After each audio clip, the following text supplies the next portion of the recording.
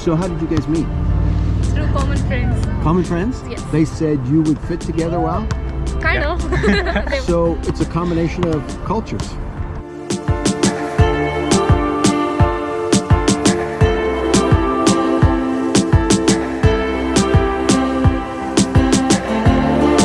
And another culture. Canada's really a melting pot. My father was Russian. I don't know anybody that would be like the ideal Canadian with a long Canadian history. I mean, it just doesn't exist for the most part. We all came from somewhere. And why I love international cultures much more than my own, or I've lived in the US quite a bit too. Okay, so you came from India. Yes. You did your MBA. Yes. MBA with a specialty in finance or? Yes, accounting and finance. Accounting and finance. So growing up, you wanted to come to Canada one day, or when did that start? So I came here because of my brother. Okay. He is in Calgary for almost 10 years now. Okay. And my mom and dad, they have a plan of like coming to Canada. So it doesn't make sense if I'm in India and everyone is here. Okay. Yes, so it was kind of like that, but now I feel like that was a good decision. Now you made the right choice. Yes. Are they all going to eventually be here, do you think? My or? brother is already here from 10 years, so my mom and dad, they will be here because we are doing their paperwork right now. Okay. Yes. So you're looking forward to everybody being in the same area? Yes. Eating butter chicken? Is that the specialty, or what's the specialty in your family? Yeah, we like butter chicken. I love it. Yes. Yes. Mom and dad came from an accounting background or finance? So my mom, she is a housewife, and my dad, he is retired now, but he was in bank.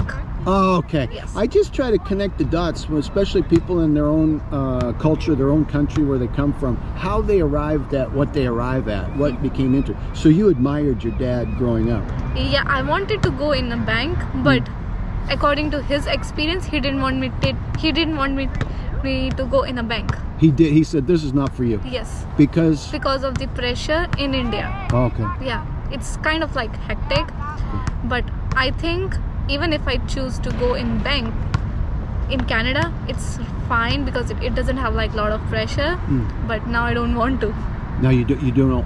You know, I think India may be the next #1 economy. Yes. Out in the valley.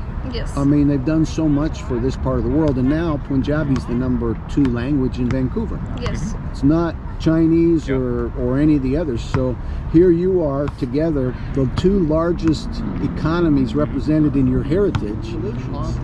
Your market is too big. You need more than just 2 or 3 more offices, maybe. Yeah. And the problem is going to be, isn't it, finding the right people That's right. Yeah. to replicate what you guys are all about. Your same philosophy. It's interesting that you have a meeting of the minds on this.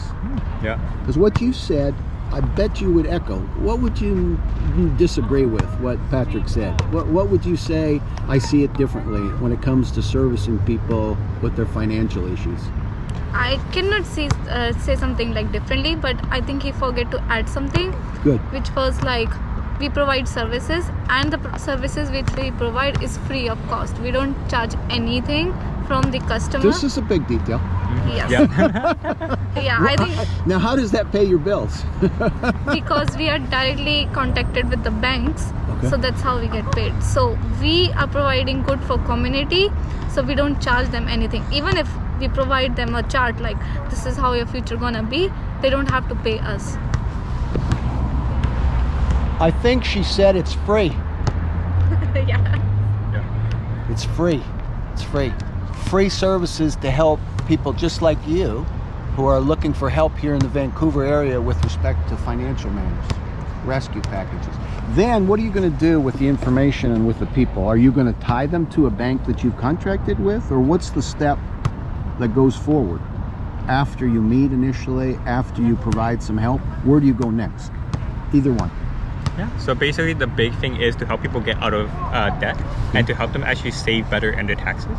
Now that they have extra money, one of the biggest things is to help them plan for the future. Okay. One of the biggest things, we all want to retire one day, but we never actually know when. Okay. So a big common question I always ask everyone, nobody have ever asked us, at what age do you actually want to retire if you can choose? Okay. So a lot of people, they never actually thought about it. But let's say if we know what age we want to retire, maybe 65, even 50 years old, how much money do we actually need during our retirement? Okay. Because imagine, let's say some people only need like 400,000, 800,000, or even $1 million or $2 million. If we can figure out exactly what that number is with inflation, with everything that's already accounted for, and every single day we go to work. Imagine every day we go to work, the faster we work to reach this number, the faster we are to actually retire, to actually travel the world, to do whatever we want. How happy can we be? And if we can basically do that all for free, because we're using the same banking institution everyone's already dealing with, and those are the company that pays us, why is there any reason why we shouldn't work together? You know, as you're talking, Patrick, I really think you need to have your own YouTube channel and do this kind of, or maybe 5-minute daily, or as often as you're able to, exactly what you just said. I mean, I'm going to put most of this up. I'm not going to do much cutting. But you can actually connect with people by providing this kind. I think my brother said financial channels do really well. People that have something constructive to say to people, especially this market, but really your market's the world. You can do this for people anywhere. It's not like you're regulated or licensed or anything like that. You can offer these. Yes, we are actually regulated only in Canada and US. Okay.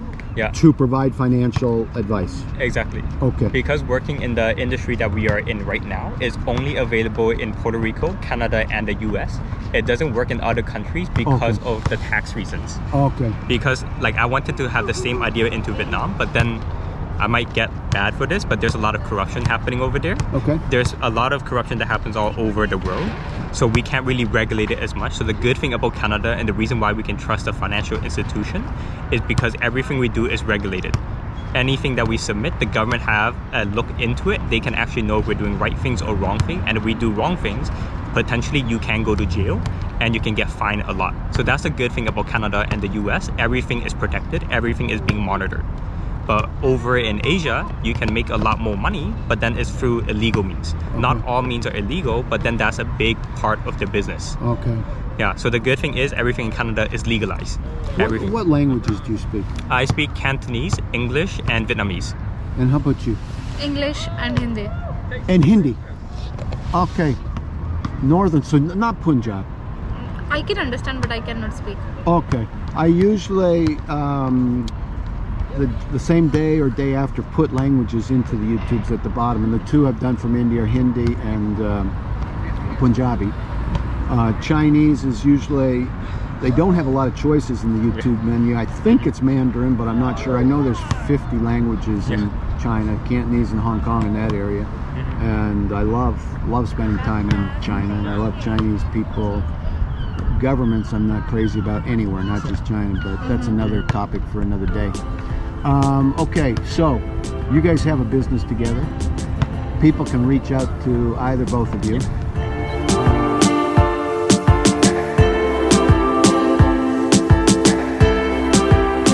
Commodities, all of us, right? Yes. But we're not. We're each one very special and unique, and there's a market. There are customers and partners for each of us, where there's a good fit and a good quality of life, right? So what would you say to those people about you or us or however you want to handle it? I would say it's actually a very good question, so thank you so much for that. Okay. I would say a very interesting thing is never listen to me. Let's say, for example, I don't have your best interest in mind, or other people. The person with your best interest in mind is actually yourself. So you actually have to learn it for yourself, and you have to be the judge of the person who actually say this information is really useful for yourself. If it is, then go ahead with it. But I always say question everything, because that's the only way we can learn, because that's independent thinking. So we never want to tell people to do something. We want them to actually find out themselves and then see if it actually makes sense for them. Are you primarily a rescue and realignment shop for people going through financial issues? What do you mean by that? It sounded like you said they are in financial trouble and you want to help them. Yes.